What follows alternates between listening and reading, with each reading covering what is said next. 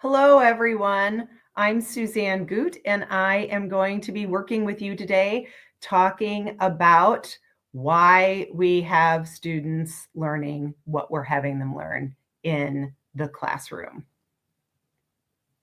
I just want to give you a brief introduction to me.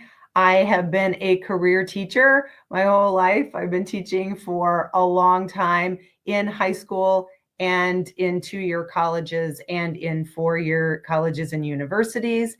And right now I am also working as a grant and proposal writer in the private sector. So I feel I have a very good working knowledge of both areas, and I'm hoping to bring that to you. Of course, if anyone has any questions, please feel free to put them in the chat, and you don't have to save them until the end. If you want to talk about them during the presentation, please put something in the chat and I will be happy to answer that or discuss it or talk about it with you. And I often think that when we as teachers come to these types of conferences and workshops and seminars, sometimes we don't learn anything groundbreaking or really new, but it's always nice to affirm that other people are having these issues and to discuss them and brainstorm some solutions. So hopefully today you come away with some new information, or it sparks some new ideas in how you can maybe adjust lessons that you've been teaching or implement new lessons into your curriculum. So I think let's get started because we have a lot to cover in a short period of time. So students are always asking, why do we have to learn this? Teaching is an uphill struggle every single day.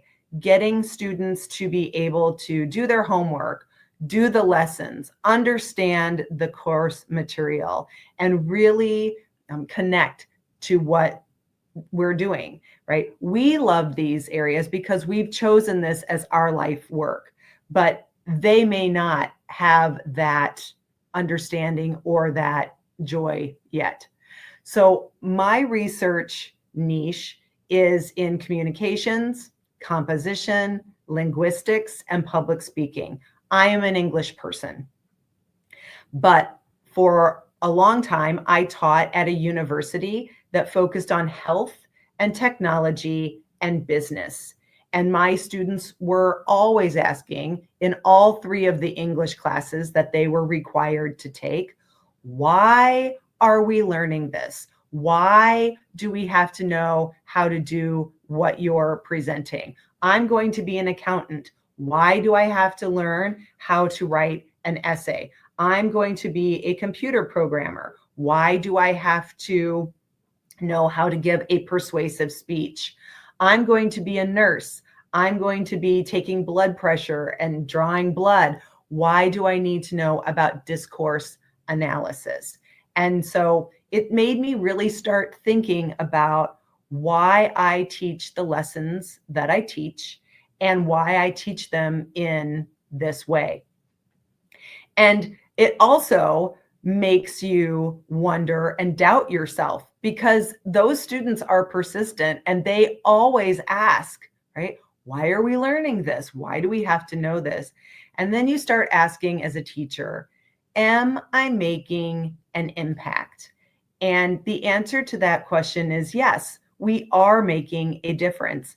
But usually as teachers, we don't feel that impact or acknowledge that impact, or students don't acknowledge that impact for us immediately. Sometimes it takes a while.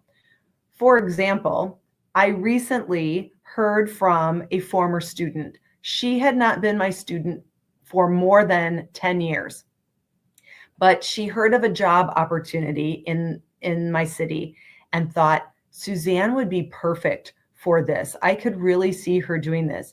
So she contacted me and said, hey, I'm not sure if you are looking for work or you're looking for this type of work, but I really think that you would be excellent in this. And she said, I really wanted to take the opportunity to do something nice for you because I use something that you taught me every day in my current job.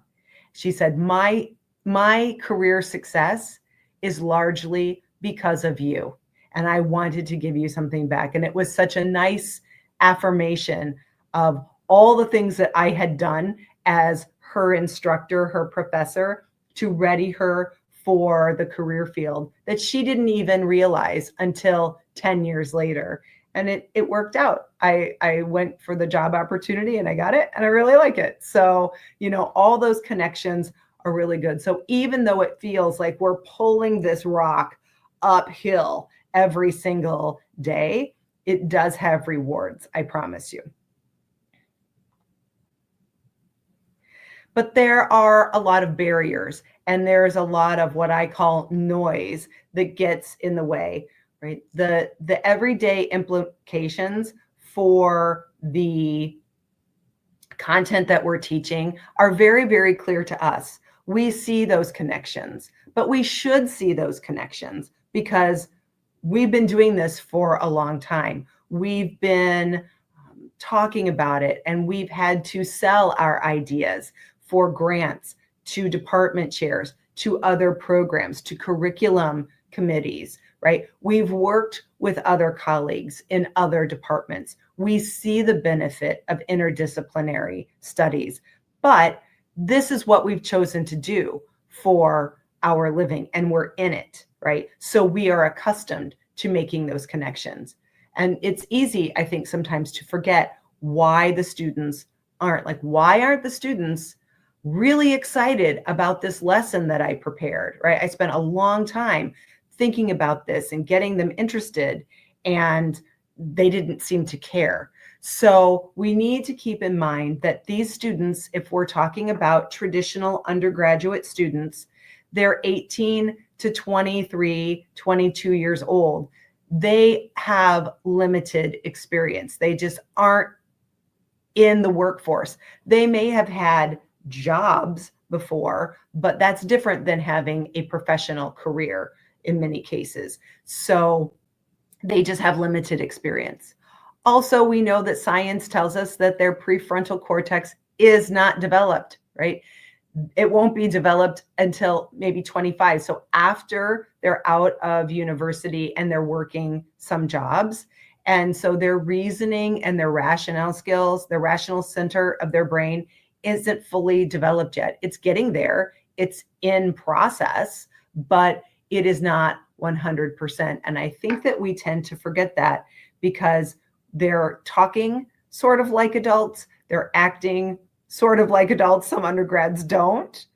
But many times, we think that they should be doing more than they are. But, when they're 18 or 19, that's still really young. And we think we know what we're doing. But I think about when I was 18 and 19 and thinking, yeah, I know things. I'm an adult. I didn't know anything. And I wasn't really an adult. We have to remember that coming to university is very, very stressful for them. They have lots of new demands. Their high school may have been very rigorous and may have prepared them, but it's still new teachers, new course mates, new readings, new structure for assignments, new schedules. It's all that's a lot to take in, especially in their first or second semester at the university. And they feel that pressure and that stress weighs on them a lot. And sometimes they're just trying to get through the class. They're just trying to get through this week or next week. They're not thinking about the next 2 years or 5 years or 10 years of their career. And because this is a new environment, they have lots of distractions. Right? There's lots of events they can attend. They're making new friends and spending time with them. I hear that undergrads, there are always parties going on. I don't know, right? Of course, they're being social because that's fun and they're asserting their independence and what they, want to do. And events and friends and parties are usually way more fun than reading 50 or 60 or 70 pages or writing a 20-page paper or doing an experiment or writing up a lab that they've done. And so we're up against this. And sometimes they just don't know. They don't know what they don't know. And so we need to help them with that.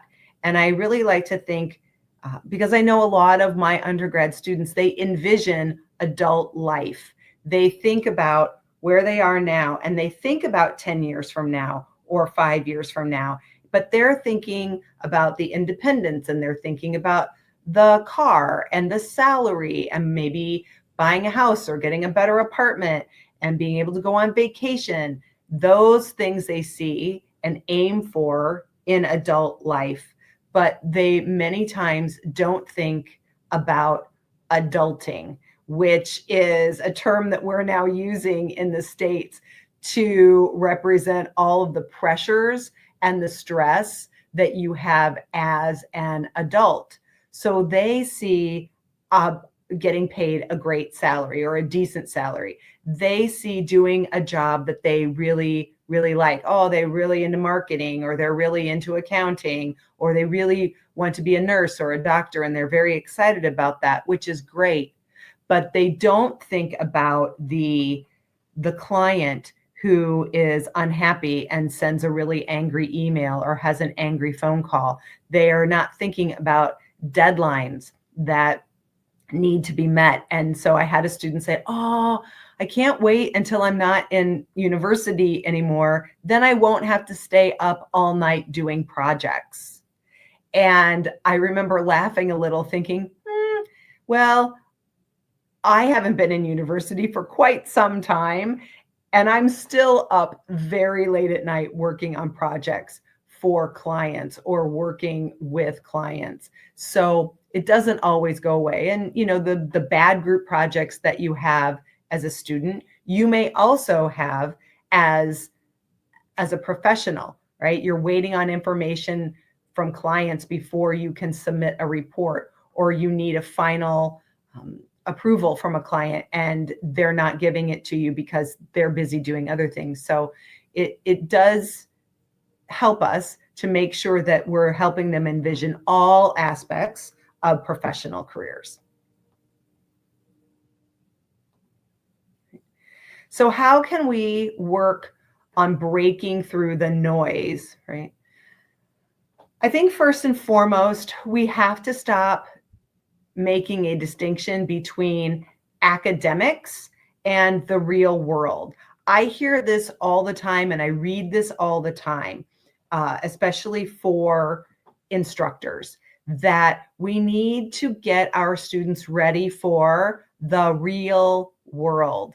And I know what people are trying to say, but again, my 18, 19, 20-year-old students may not. And they're starting to see this divide between what they're doing in school as unreal and what they're doing, what or will be doing in the workforce as real. And that is the only thing that counts. And I've had many students say to me, I don't know why I have to read this book, or I don't know why I have to work on this paper. I just want to be working and making money and making my own choices.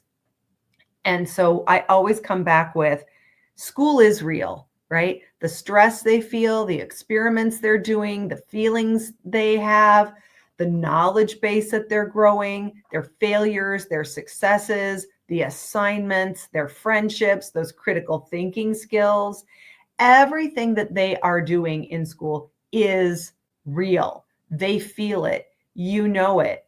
And so if it weren't real, we wouldn't be having them do it. And so we have to make sure that we're explaining to them that we're giving them tools so they can easily transition these skills, right? They can transfer these skills to another environment, another real environment, and be successful. Right? because I think as teachers, especially as teachers, we know that the job you do every day doesn't always equate to doing a job. It doesn't always include your skill set that you trained for at university, right? In the States, we always have a clause in our job descriptions or in our contracts, other duties as assigned. And that just becomes the catch-all phrase of anything else that we want you to do, that you're contracted to do it. So maybe that's working independently with students. Maybe that's working with a student organization or editing the university webpage or newsletter or paper.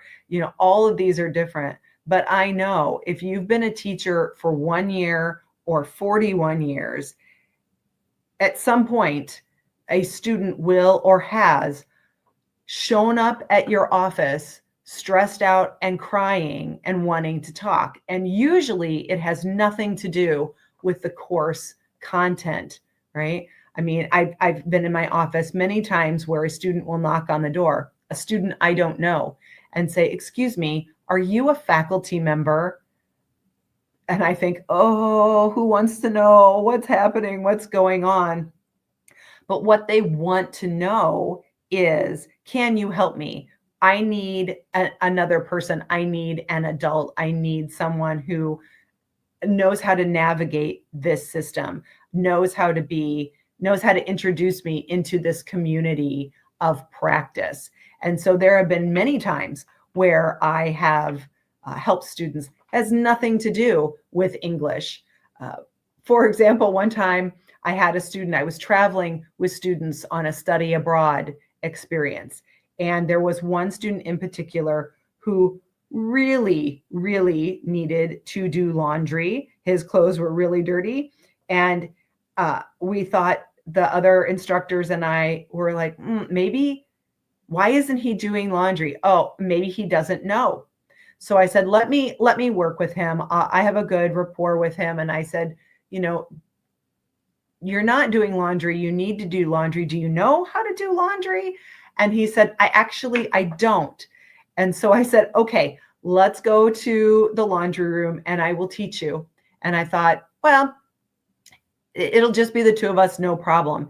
In the course of me teaching him how to run the washing machine, 4 or 5 other students that I didn't know, who weren't part of our program, approached me and said, can I listen to this? Because I don't know how to do it either. Can I ask you a question? What does this button mean? How much soap do I put in? And I literally gave a seminar in how to do laundry. And, this is something they never prepared me for when I was getting my undergrad or my master's or my PhD. Coursework doesn't tell you about this, but as teachers, we see this a lot. And so, helping them break through the noise and understanding that all of these things are real, and this empathy and this well-roundedness is going to help them in their future careers, because we're asked to do a lot of things as humans. We're asked, to be good to other humans. And I like to think of it as a balance. And I like this triangle effect, right? That we are very involved in theory and research as professors, as teachers. This is what we really like. This is what got us excited about this field in the first place, right? And some of that theory is very, very difficult, and it's very heavy, as we've talked about. And it's not always easy, and it takes a long time to understand. It takes a long time to read.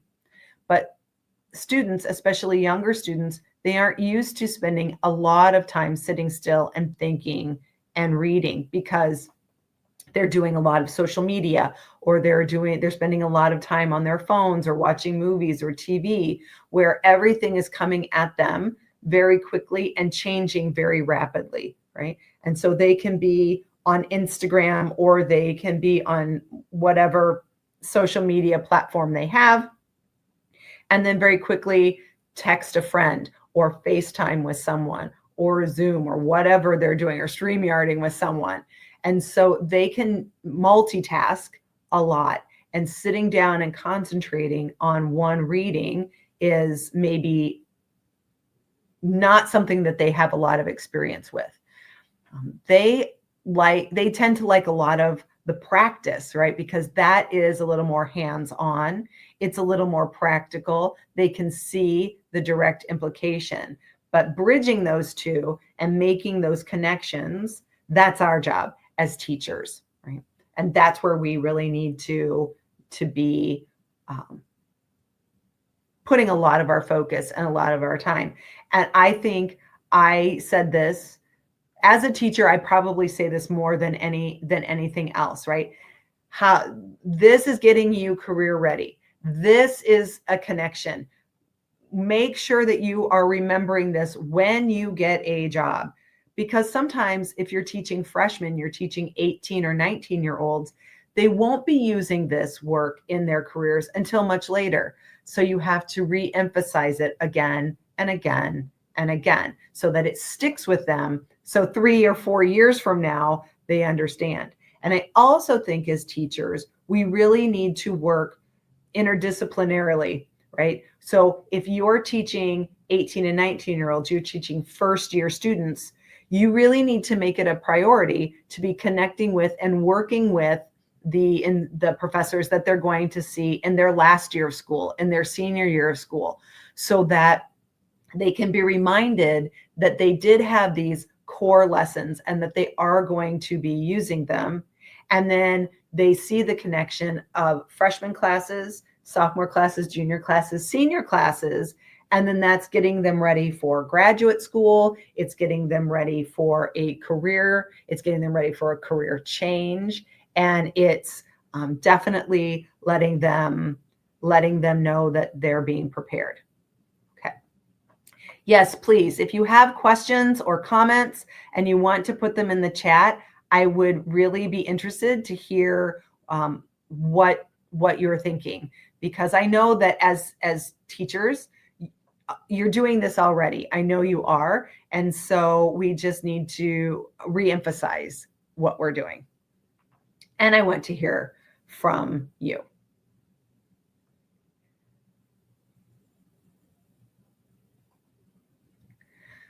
So how do we do this? I want us to start thinking about these, instead of real life, real world lessons, I just want to go with life lessons. What can we do to help these students? And how can we make it, the connections, very clear for them? So the first way is to rethink our traditional lessons. What are some lessons that you have been teaching for a while, or that everyone in your department needs to teach? And so when in teaching freshmen composition, we're all having them write the same types of essays, right? We have to write an argumentative essay. They have to write a persuasive essay. They have to write a descriptive essay. And so I like to think about, okay, this is traditional and they've probably done some work on this in high school. How can I make it a little different? How can I make it a little more job focused? How can I take it out of what they're used to writing and make it more applicable to the workforce? So we're going to talk about that a little bit. How can we directly connect to careers and ultimately show when or how they're going to use their course material, right? They may know when, they may not know how. And I think that's a big distinction, and that we should definitely be talking about that. So I want to run through some of the assignments and some of the ideas that I have used successfully in my classrooms. And so hopefully you get some good information out of that. Or I would like to hear if you want to share what you've been doing in classrooms. or in lessons to teach. So I'm just going to jump in. So this first one I really like because I know that you have another session, or there was a session offered or will be offered for growth mindset. And I really like that idea of getting out of the goal oriented or the goal focused teaching, right? So I think in every institution I've ever taught at, English departments are having students write resumes, right? Let's have them write a resume. Let's have them write a cover letter. Let's get them on their path to employment, which is great. But resumes, I find, are very siloed. They're very limited. It's one item that they're looking at, and it's easy to see that in isolation. And now they have a big choice. They can go out and they can Google or they can search resume templates, and then they just pick one and they fill it out, and they have no idea, is it a good design? Is it not a good design? Is it just something that I like? And so you have to walk them through that. How can we address students who are skeptical about the value of what they're learning in class? Yes. So they're going to ask you, why are we learning this? What's the value in this? So then I would show them every day, go to the newspapers, go to the news, tell them what's happening globally and say, how is what we're learning? Ask them, how is what we're learning connected? What connections can you make?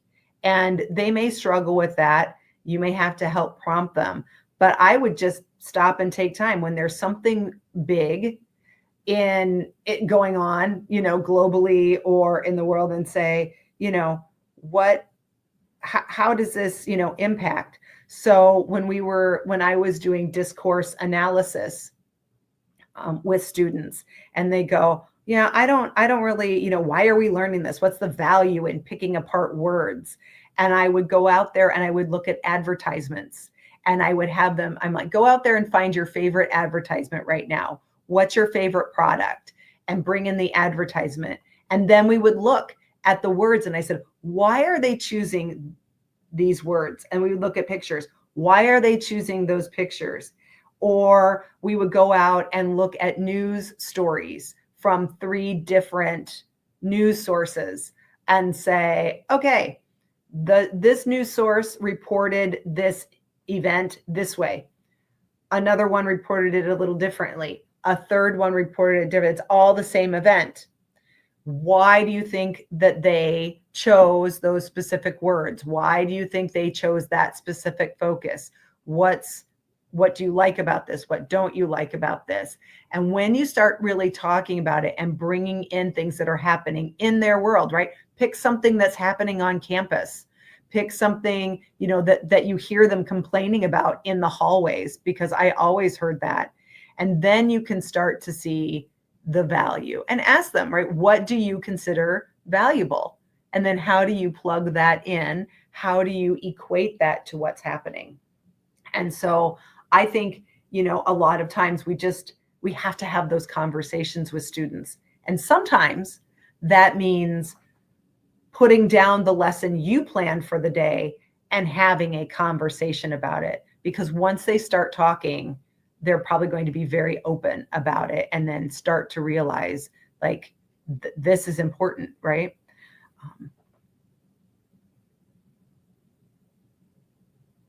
Oh, that's a hard one, about getting students to not know what they want to do. Actually, I really like it when students come up to me and they say, I'm undecided. I don't know what I want to do. I know I'm at university and I thought I wanted to do business, but now I'm not sure.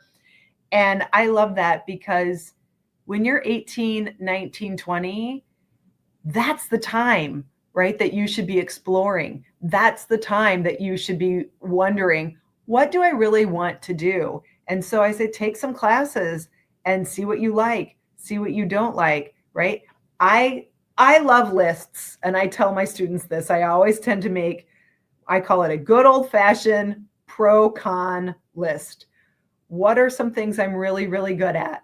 What are some things I'm not very good at? What are some things I really like? What are some things I really don't like?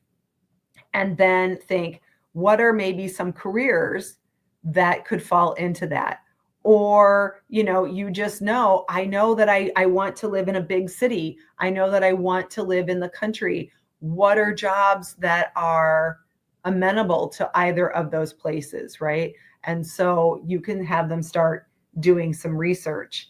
And so, that might help them find motivation to do something that you like. I've had lots of students come into my office and they say, well, my parents really want me to be an accountant, and I really hate doing accountancy. I'm good at it, but I really don't like it. Okay, what do you like? And so they were like, oh, I like video games, or I like anime, or I like science, whatever it is they like.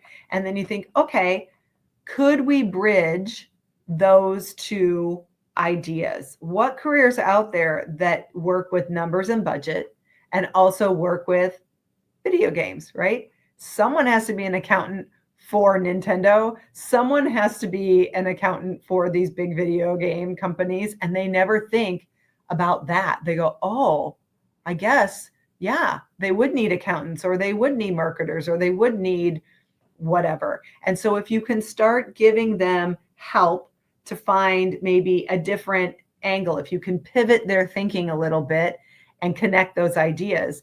I once sat next to a lovely young gentleman on a plane. He was 17. And he was talking to me about, because it was summer or spring break. He was on spring break vacation. And he said, yeah, I'm not going to be in school for a week, but that's okay, because we're really not learning anything. But I do have a book report, but I'm not interested in it. I said, well, what are you interested in? We started talking about, he really loved music, and he really loved going to concerts. But he was also very into mechanics and being an electrician. And so I said, well, why don't you, and he lived in Chicago. And I said, well, there are lots of concerts that happen in Chicago and you're going into the summer. Why don't you go out to one of those big amphitheaters or arenas and see if you could get a summer internship, being a roadie, being on the road crew, and setting up concerts for people that come in. That way you have a job, you have work experience, and you get to see a lot of free concerts. And he thought that was maybe the best idea he'd ever heard. And he said, wow, my teachers never told me about that. Thank you so much. He said, I wish you were my teacher. And I thought, well, your teachers have probably been saying things like that, but sometimes it helps when you hear it from somebody else. Great questions. I really, really like them. Thank you.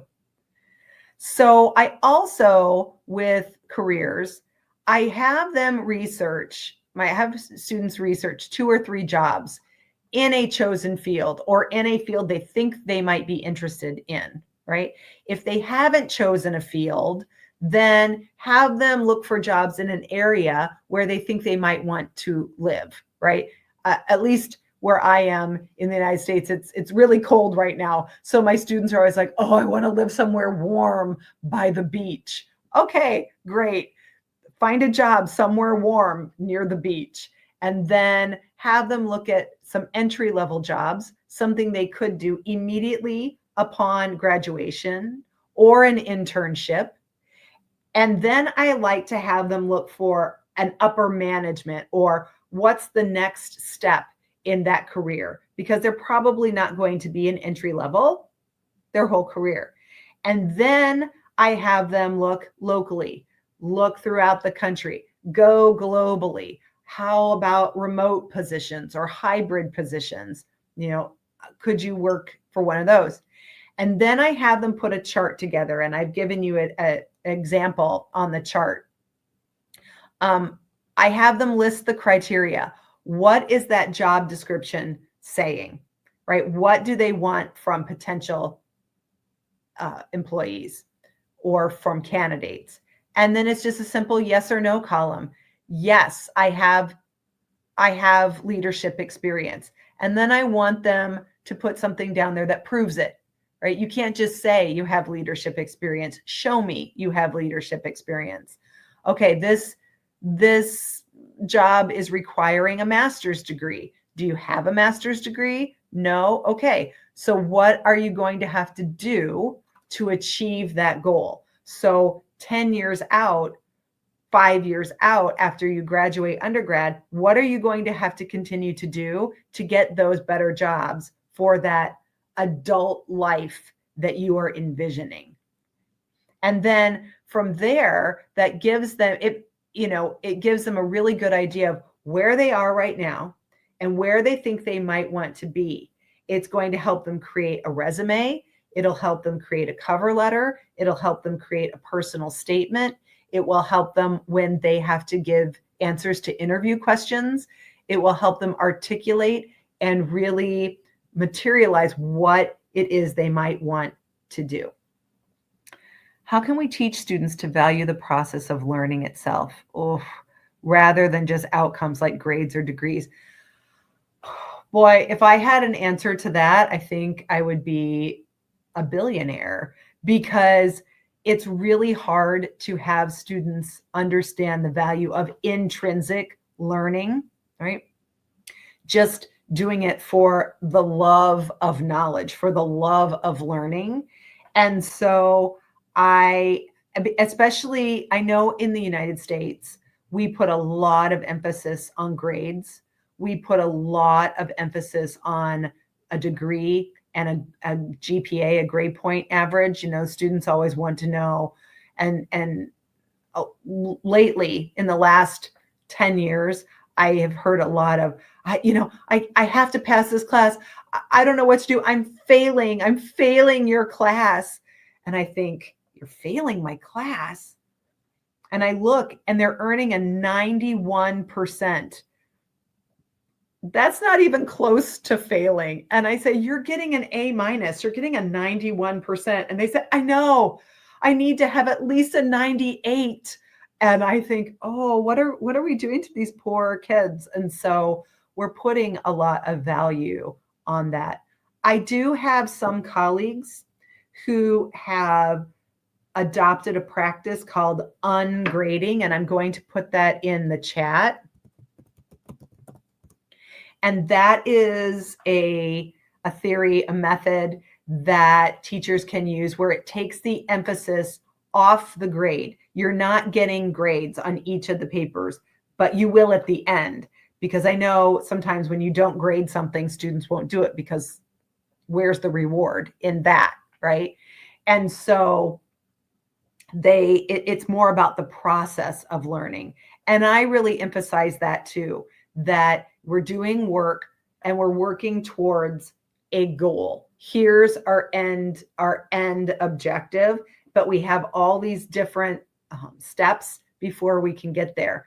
But having them love learning just, intrinsically is really hard. I think it helps when you connect it to something that they do. So I love to ask my gamers and my athletes, right? Like, why do you go on a 5K run every day?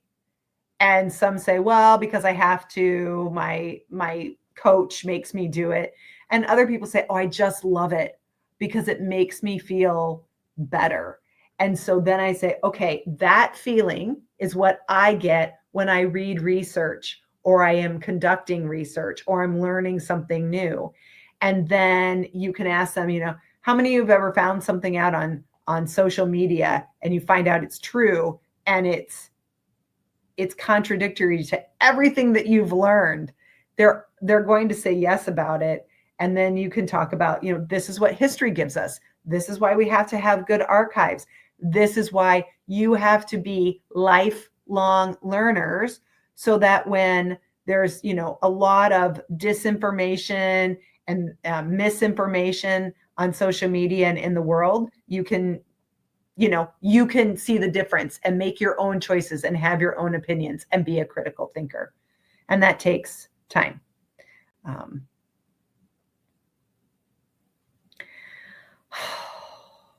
How do we handle it when students just aren't interested in learning at all? hard. Sometimes you just have to admit defeat, right?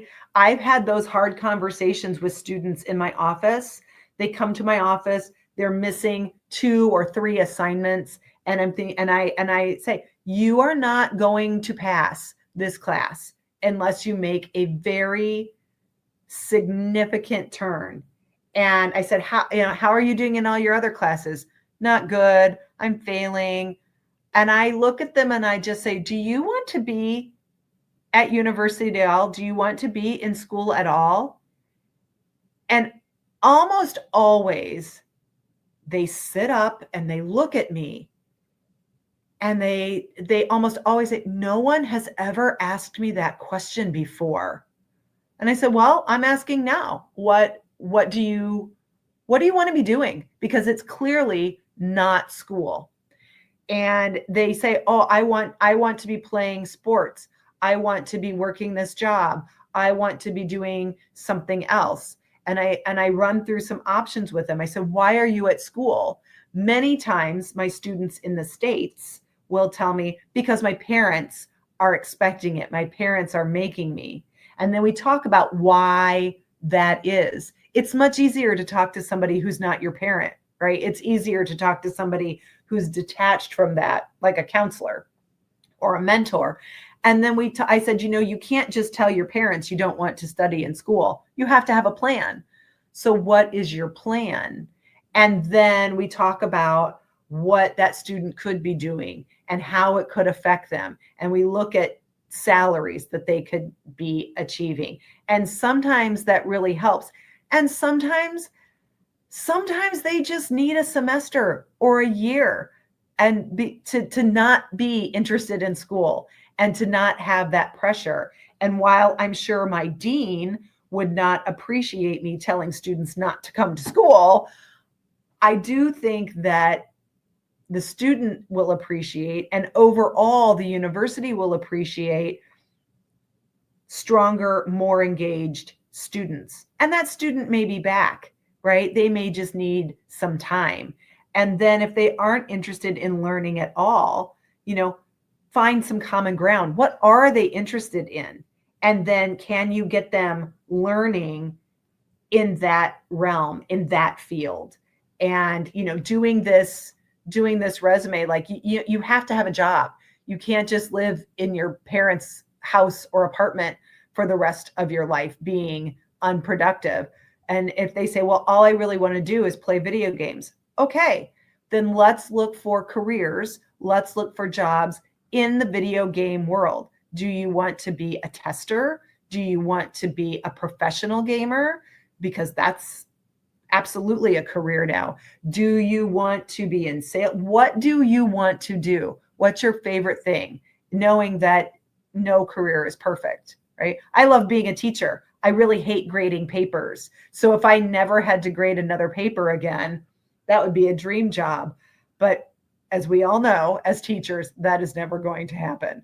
So I always laugh with one of my teacher friends that when you have students who aren't very experienced or aren't very prepared, but they're very eager to learn, those are great students.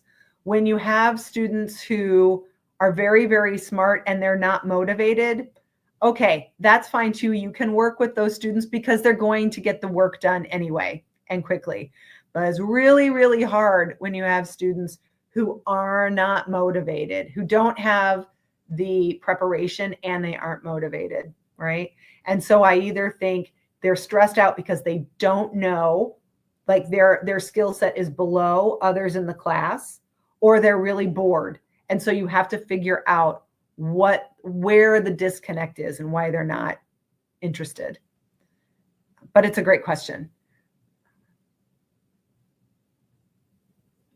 Yes, right? It is. Like, we've all had those times where you're like, I spent hours making this lesson interesting for you, and half of you are sleeping or drawing on your paper or you're on your phone. And so it's really easy to lose your cool, right? To get angry and yell at the students. But again, I think it's really, sometimes you have to take a step back and realize that it is not usually about you. Remember, they have all of those other things going on. And so maybe somebody just broke up with them, right? Their boyfriend or girlfriend just broke up with them, and that's what they're thinking about, right? They're heartbroken, or they really miss being at home and they miss their dog or their cat, or they had a fight with their roommate, or they were up all night and they're just really tired. And sometimes they're just tired, right? They don't want to be there learning. You don't want to be there teaching. We all have those days. And so sometimes my advice on how to stay motivated and inspire students in this kind of situation, there have been many times where I had a really big lesson planned, and I walk in and I see the students, I read their body language, right? They are tired. Their eyes are drooping. Their shoulders are here. They're sitting here like this. And I go, you know what? We were going to talk about dependent clauses or independent clauses or whatever we were going to talk about today. But I think let's not. Let's do something else. And I always have something ready to go, some sort of activity that gets them moving and gets them laughing, something that I know that they're really going to like. And we do something totally different and it energizes them. Sometimes I let them out 20 minutes or 30 minutes early. Like, you know what, you guys, let's just go. It's cold, it's rainy, you're tired, I'm tired. Let's just pick it up next week. And sometimes just doing that really inspires and motivates the students. I've had students who have said, oh my, or I'll say, you know, this paper is due tonight, but don't worry, I'm giving you until next week. And I've had more students say, thank you so much for understanding the stress and the pressure that students feel. It was really, really helpful. And it was exactly what I needed, right? I mean, sometimes we just need a nap. Maybe that's just me because I'm old. Maybe I just need a nap. I'm not sure. What is the most important quality or skill we as teachers can have to help our students develop to get their first job? To understand what core skill you think we should be the main focus and help them succeed. I think the best thing that we can do as teachers is to give them the skill of big picture thinking, right? To help them start thinking that it's not about the assignment. And really, your 3.8 out of 4 GPA is important to an extent, but it's what you're learning that really helps you. And so I think the best tool that we can give them is critical thinking and keeping your eye on the goal, right? The goal is a useful career, being an employable person, being a good manager, being a strong colleague, being a mentor, and that you are going, or they are going to hit obstacles along the way, and to not be deterred by them, and to really, eye on the prize. That's maturity. That's longevity. That's true learning. Learning to say, okay, I really failed at this, but I'm failing forward, right? What did I learn from not hitting that goal, and how can I do better? I think that is really being able to bounce back from setbacks and see a bigger picture. Like, okay, this was not my finest moment, but what can I do better the next time I'm in that situation? And that is really a useful tool. That and empathy, I think, being empathetic and learning that other people have different priorities, and other people that you are working with don't see things the way you see them, but being able to work with them and not be stressed out. I was in my job. I'm the old one in my job. I'm the mom. And I was working with someone who was 24 and it was her first job. And she was stressed to the point of being ill every day. And she was working her normal work hours. She was working at night. She was working on the weekends because, she said, well, the rules, the process says we have to do all of these things and I have to do them and I have to do them exactly right. And I said, you don't have to do that exactly right. They're learning to be a little bit flexible will really help you. And so I said, not everybody here is doing every single one of these things. The job will still get done.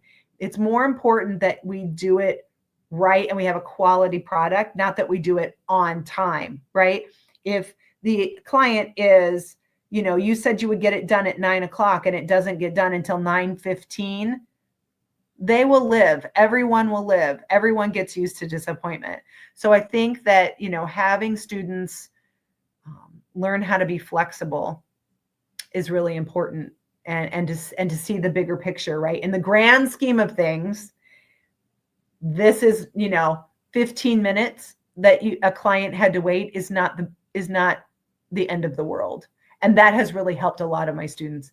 And if I'm being honest, it has really helped me remember that, right? That sometimes when I get stressed out, I think this is just one project and one client. I've done other projects for this client that they've been really happy with.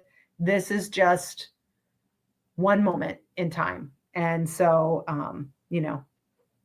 to be flexible. And I think in that flexibility too, they will also find new opportunities that they might have said no to if they were not looking for them and not open for them. But that's a great question. Really great question. I think we just have a few minutes left. And so I have more slides. I can talk about more, but I really want to make sure that I'm answering your questions.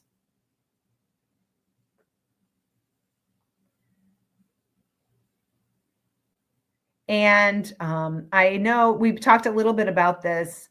I really want you to focus with these students on a growth mindset. I really do think that's really important. And if we have that, it helps us throughout our whole careers. But we can't just do it for our students. We also have to do it for ourselves as teachers, right? And we have to solicit that feedback and really take it seriously, right? It's hard. It's hard to get feedback. And students are brutal. They're so honest. They will tell you exactly what they like and what they don't like. And sometimes it's really hard to hear. But if you're not addressing them as your audience, they're probably not going to be motivated. They won't be interested in what you're teaching. But once you give them agency, well, you don't really give agency. Once they enact agency and they have some voting right in their own learning experience, I think you get a lot more interaction, right? I love telling students, hey, students, you want to read this article or this article? Do you want to do this type of assignment or that type of assignment? And when they have that ability to choose, they love it and they do a much better job. The most unexpected skill or lesson students have thanked you for teaching them later in life. I teach public speaking, and in public speaking classes, I always ask them to do a demonstration speech because, in their careers, if they're in sales, they'll have to demonstrate a product. If they're a manager, they'll have to demonstrate to their team how to fill out forms or how to work through a process. If they're in human resources, they're going to have to learn how to explain that. So if they're heading a research team and they're doing experiments, or they're going to be professors and they're going to be helping grad students, we always will have a demonstration. And so my demonstration example is to tell them how to fold a fitted bed sheet, the one with the elastic. And they always say, we never forget that lesson. We always remember that lesson. And now we know how to do laundry. Apparently I do English and laundry. This is what I do. Okay. Okay, this our last question, because where do you find your motivation and inspiration as a teacher? It is challenging, and there are some days where I just go, "That's it. I hate this. The students aren't motivated. I hate grading papers. I hate going into class. That's it. I'm not doing this anymore." And then some student comes up to me and says, "Thank you so much. You changed my life. I changed my whole major, or I really, you were really tough on me and I appreciate it. And thank you so much for what you do." And then I'm like, oh, dang, now I have to be a teacher for another year. Like I get motivated all over again when when you hear, when you see, like I love seeing students when they're 18 and a mess. And then I see them at 22 or 23 graduating and they're adults and they're amazing people, and watching them grow from young adults into amazing professionals, nothing better. That's where I get my motivation. So I think our time is up. Thank you all so much for attending this. I hope you learned something today. And I will put contact information, or I think the center has my contact information. But good luck, be well, keep being inspirational.